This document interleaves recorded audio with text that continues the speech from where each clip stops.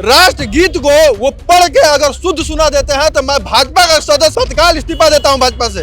और 1 रुपए पे 1050 एकड़ जमीन और डानी को इन्होंने बिहार में दे दिया। वंदे मातरम कोई पढ़ के सुना दीजिए। मैं पढ़ के सुना, गूगल कर लिए, पढ़ के सुना दीजिए। और मौर्य पीरियड का भारत तो बौद्धमय भारत था।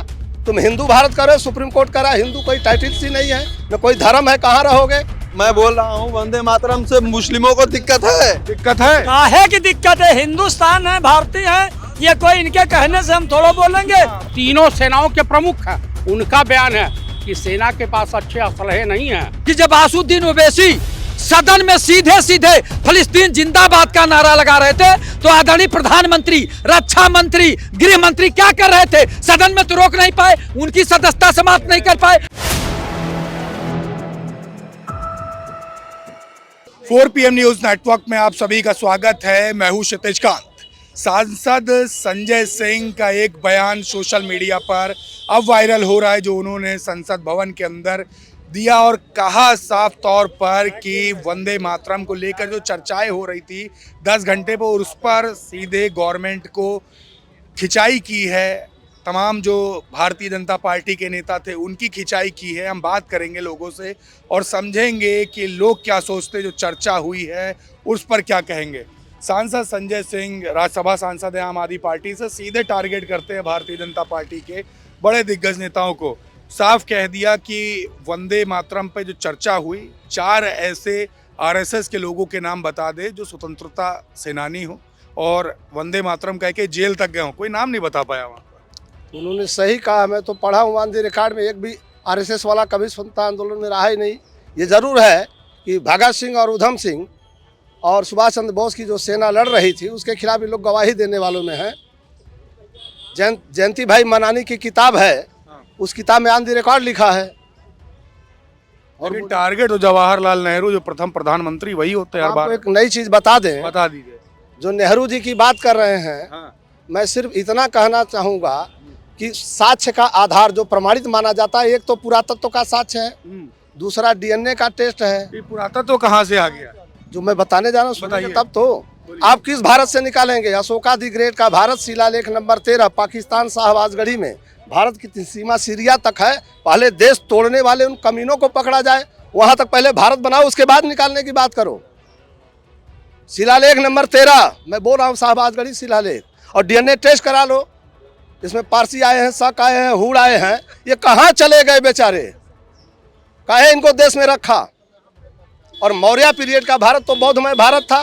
तुम हिंदू भारत करो, सुप्रीम कोर्ट करा, हिंदू कोई टाइटल सी नहीं है, न कोई धर्म है, कहाँ रहोगे? तुम कूड़ेदान बता रहे हो। देश जिस दिन बंटवारा किया है 15 अगस्त 47 को, कुल 32 करोड़ जनता भारत के माथे आई है और 32 करोड़ में 2 करोड़ लोग गरीबी रेखा से नीचे थे। आज 80 करोड़ को प्रधानमंत्री जी राशन दे रहे हैं, तो बताएं कितना गरीब हुए कैसे? 15 अगस्त 47 को भारत की रुपया 1 रुपया बराबर $1 इन लोगों ने कहा किया था, जबकि भारत के रुपया बराबर $5 था। तो भारत की रुपया 90 रुपया बराबर $1 कैसे हुआ? देश बेचने वालों को पहले खोदो, इससे बड़ा गद्दार और देशद्रोही कोई नहीं है भारत के अंदर। बड़े सवाल खड़े कर दिए। राज्यसभा सांसद संजय सिंह साफ कहने लगे कि 4 कोई भी RSS के व्यक्तियों के नाम बता दो जिन्होंने वंदे मातरम कहकर स्वतंत्रता संग्राम के दौरान जेल गए हो। कोई जवाब नहीं मिला उधर से। पब्लिक क्या सोचती है? दरअसल वंदे मातरम पर 10 घंटे चर्चा हुई है। दरअसल ये रॉयल इंग्लैंड के ये लोग जासूसी करते थे के लिए देश के स्वतंत्रता संग्राम सेनानियों के पीठ में खंजर घोंपते थे। हिंदुस्तानी रह करके 1942 के आंदोलन का बहिष्कार किया।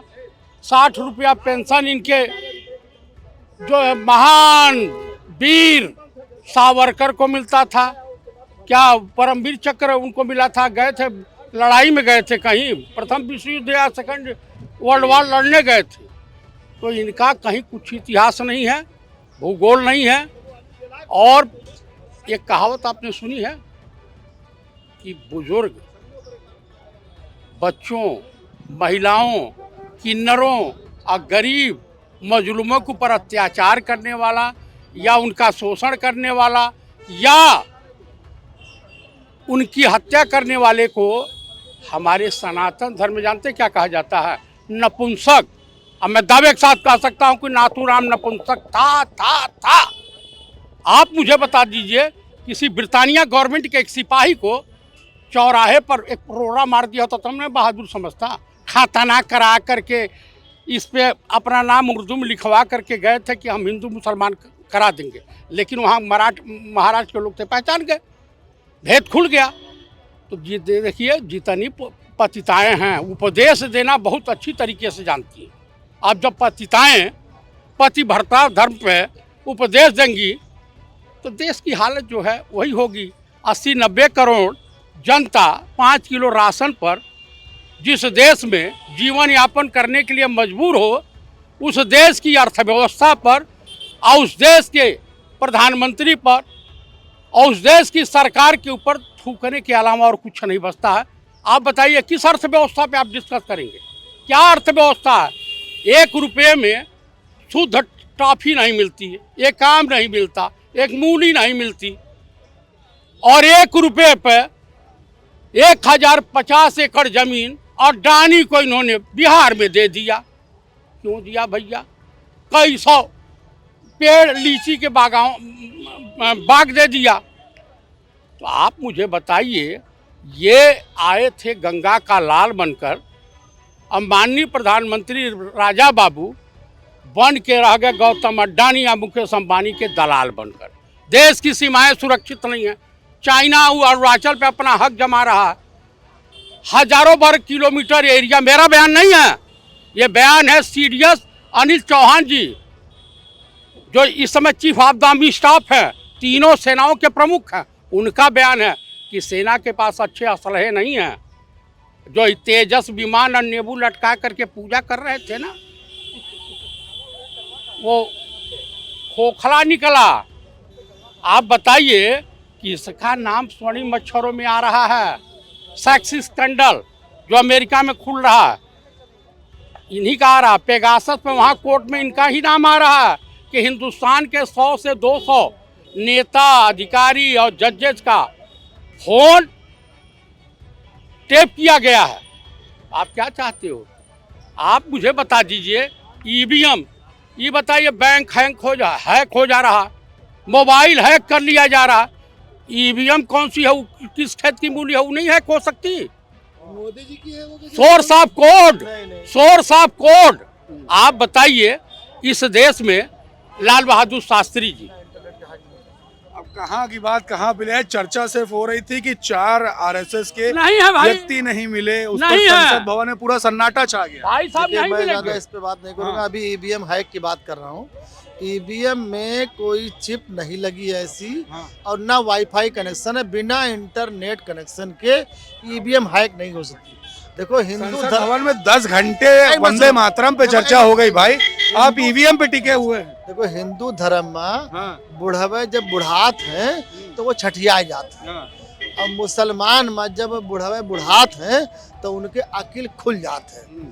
तो हमारे यहाँ ऐसे ही पंडित जी हैं जो ये बोल रहे हैं, ये हमेशा विरोध करने काम करेंगे और उनके पास और कोई काम नहीं है। ये वाले 4 आरएसएस के लोगों को जवाब आप दे दीजिए ना, कौन थे? एक मिनट सुनिए, जो मैं अभी पहले मेरी बात सुनो। नहीं, मैं नहीं बता पाऊंगा। सही है, सुनिए। ये जो बोल रहे थे पंडित जी कि अडानी और अंबानी को 1 रुपये में जमीन दे दी गई, तो भैया कुछ लाख के तुम 1-2 फुट ले लो, क्यों नहीं ले रहे हो? मेरा कहने इतना मतलब खाली पंडित जी के बारे तो दूसरी बात नहीं कर रहा है, सिर्फ 4 आरएसएस के व्यक्तियों के नाम जो स्वतंत्रता संग्राम में सम्मिलित हुए हों। सांसद संजय सिंह ने सिर्फ सत्र के दौरान ये सवाल पूछा, सन्नाटा पसर गया। आदरणीय सांसद राज्यसभा संजय सिंह ने जो सवाल पूछा वो बहुत वाजिब था।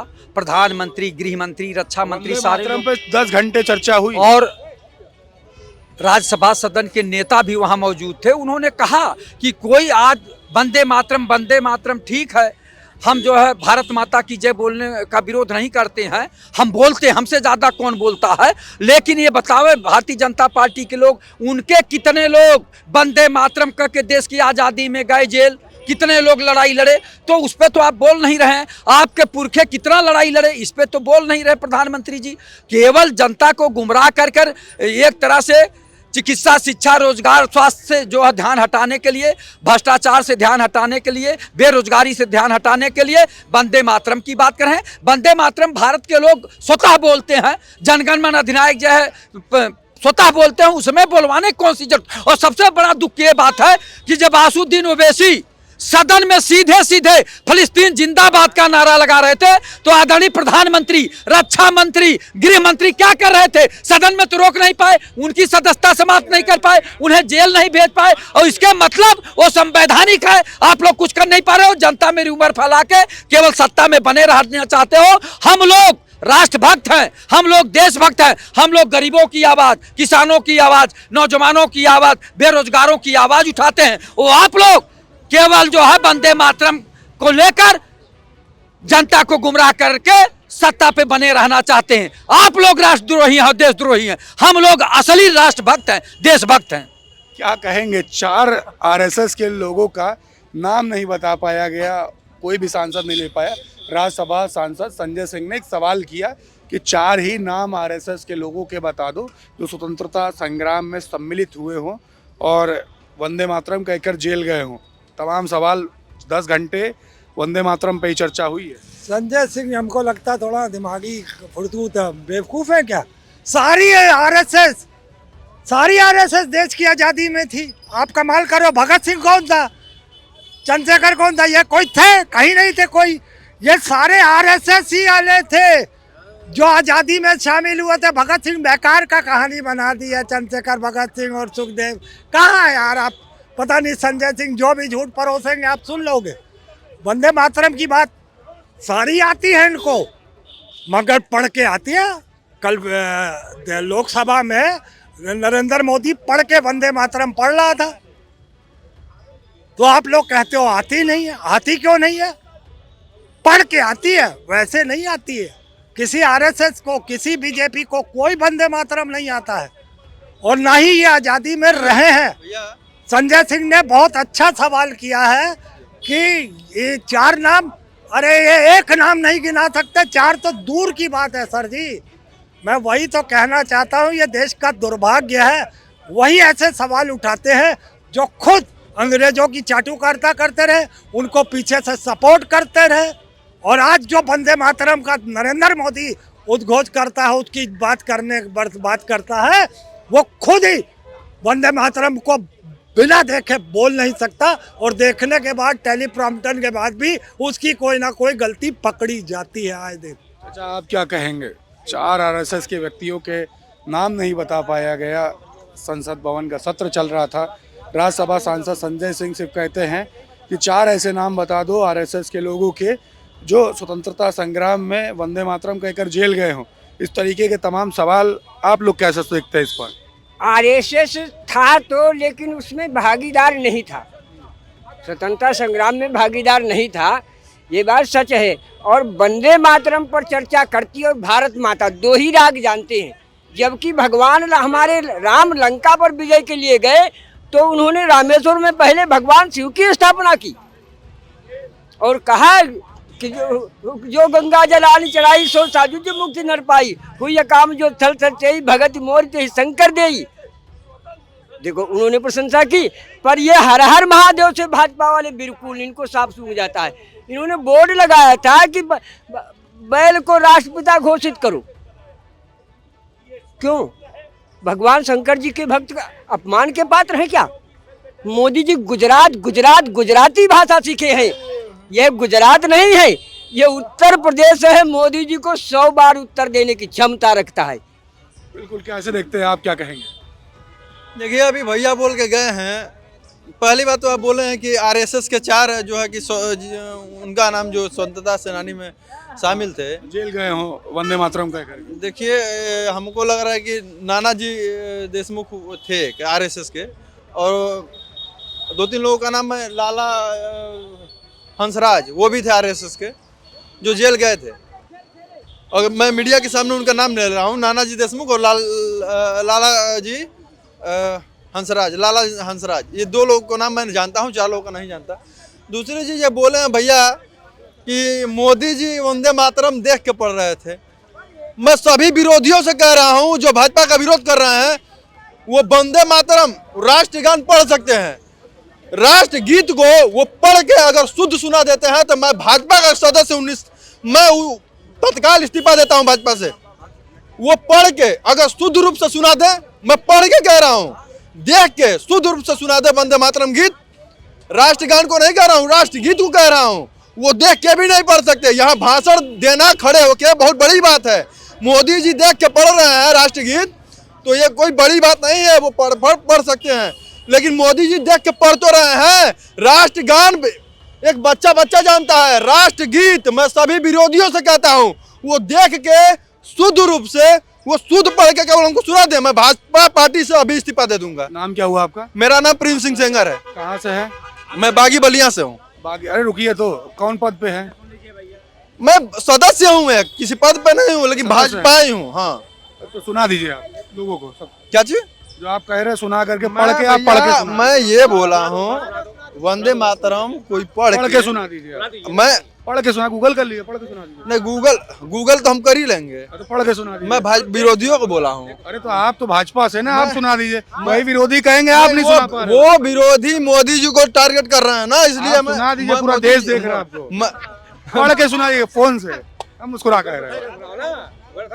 पढ़ के सुना दीजिए। वंदे मातरम बोला हूँ। अरे पढ़ के सुना दीजिए। ऐसे बोलो वंदे मातरम। आप ही सुना दीजिए। आप पढ़ सुना के दीजिए। सुना नहीं, आप पढ़ के सुना दीजिए। आप पढ़ के सुना। नहीं, हम नहीं सुनाएंगे इस समय। मैं कह रहा हूँ, मैं विरोधियों को चैलेंज दे रहा हूँ, मैं इस्तीफा दे दूंगा तुरंत अगर वो पढ़ के सुना दे। फिर मैं सुनाऊंगा, मैं फिर सुनाऊंगा। अगर कोई विरोधी सुनाता मैं सुनाऊंगा, बिना पढ़े सुनाऊंगा। विरोधी कौन है? सब देश के नागरिक। विरोधी अभी वो बोल के गए हैं, नरेंद्र मोदी पर कटाच करके गए सब देश के नागरिक है, सबका अपना कहने का अधिकार है। नहीं, बिल्कुल नहीं है। कोई देश के प्रधानमंत्री को नहीं कह सकता। हम बिल्कुल बर्दाश्त नहीं करेंगे। मैं भाजपा ही हूँ, मैं बिल्कुल बर्दाश्त नहीं अरे करूंगा। पार्टी से हैं तो सुना दिए, पार्टी की बेइज्जती करेंगे अभी ये लोग। मैं विरोधी जिन भैया ने बोला है वो बिना पढ़ के सुना दे, बिना पढ़ के सुना देंगे। बिल्कुल बिना पढ़े सुना दूंगा। सुना दीजिए। उनको बिना वो सुना दीजिए। इनको बुलाइए, इनको बुलाइए। लोग नहीं, उनको कोई मतलब तमाम लोग देख रहे हैं। देखने दीजिए, कोई दिक्कत। मैं रोज आप मीडिया के पे दर्शक है। मैं रोज मीडिया पे आता अरे हूँ। वही मीडिया आप ढूंढ लेंगे आपको। ढूंढने दीजिए। हाँ, 60 साल से वंदे मातरम पढ़ाया नहीं गया विद्यालयों पढ़ में। के सुना देंगे। अरे तो पढ़ के सुना देंगे, कोई दिक्कत वाली बात उनको नहीं है। अब किसी विरोधी से बिना देख के पढ़वा दीजिए। बिना देश के नागरिक यहाँ कौन सा मातरम सुजलाम सुफलाम में सब मैं जानता हूँ, मुझे पता है कि राष्ट्रगीत क्या है। मुझे राष्ट्रगीत पता है, लेकिन कोई देख के पढ़ दे, मैं बिना पढ़े सुना दूंगा। तो आपसे कहा कि पढ़ के विरोधी, मैं उस विरोधी को कह रहा हूँ जो नहीं पढ़ सकते। मोदी योगी का क्यों नहीं पढ़ सकते? कटाक्ष वंदे मातरम क्यों नहीं पढ़ सकते? वंदे मातरम क्यों नहीं पढ़ूंगा? मैं हिंदू हूँ, मैं सनातन धर्म का पढ़ूंगा। वंदे मातरम। अरे वंदे मातरम तो से उनको दिक्कत है। वंदे मातरम से मुस्लिमों को दिक्कत। मुझे क्यों? मुस्लिमों को दिक्कत है। वंदे मातरम से मुस्लिमों को दिक्कत। आपको दिक्कत है क्या? वंदे मातरम से बगल में खड़े हैं। हमको काहे दिक्कत है? देखिए दिक्कत नहीं है, वंदे मातरम से दिक्कत है। नहीं, काहे दिक्कत है? दिक्कत तो नहीं है, टोपी लगा खड़े हैं। देखिए, मैं बोल रहा हूँ वंदे मातरम से मुस्लिमों को दिक्कत है। दिक्कत है। काहे की दिक्कत है? हिंदुस्तान है, भारतीय है, ये कोई इनके कहने से हम थोड़ा बोलेंगे? जो भाजपा विरोधी हैं, जो भाजपा विरोधी हैं, तो कह रहे दिक्कत नहीं है, भाजपा विरोधी। वो भाजपा ही है, वो भाजपा ही है। नहीं, अब भाजपा ही हो गए। वंदे मातरम से नफरत नहीं, भाजपा ही नहीं है। नहीं, वंदे मातरम से नफरत नहीं है तो भाजपा ही हो गए भैया। वो एमआईएम के जो प्रवक्ता पूरा हैं, बोलिए। उनका नाम है वैसे बोल दो यार। वो वैसी को नहीं हाँ, उनको दिक्कत है। उनका भी मैं सुना था डिबेट। अब भाई AIMIM पे अभी तुम आपने मुस्लिम बोला, भाई मुस्लिम है। नाम क्या हुआ आपका? शराफत अली। देखिए शराफत अली नाम है, वो कह रहे हैं उनको कोई दिक्कत नहीं है। दिक्कत मुस्लिमों को नहीं है, जो भाजपा विरोधी मुस्लिम है उनको दिक्कत है। अब भाजपा विरोधी और भाजपा पक्ष वाले मुस्लिम ऐसे दो में बांट देंगे। बिल्कुल, मुसलमान को भी बांट देंगे आप। बिल्कुल। यही इनकी भैया यही राजनीति है। बताइए क्या भाई हिंदू मुसलमान कर रहे हम लोग को बांट रहे हैं, बताइए। देखिए, बात बांटने वाली आपका नाम क्या हुआ? मोहम्मद आली। आपको वंदे मातरम से दिक्कत? कौन दिक्कत है भाई? साहब पढ़िए आप ना। दिक्कत नहीं है। राष्ट्रीय प्रवक्ता खड़े होके इसे पढ़वाइए, हम सुनेंगे खड़े होके।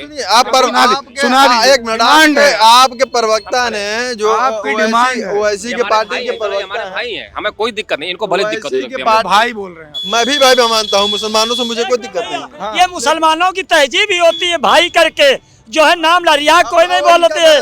तो ये आप समझ लीजिए कि जब मुस्लिम अच्छा, एक बात बताइए, अगर ये वंदे मातरम सुना देंगे तो आपको कोई दिक्कत है? अरे हमको तो और खुशी है भाई, हमारे हम लोग तो खड़े तो हैं सुनने के लिए। सुना दीजिए। सुनाए ना भैया, सुना दो भाई।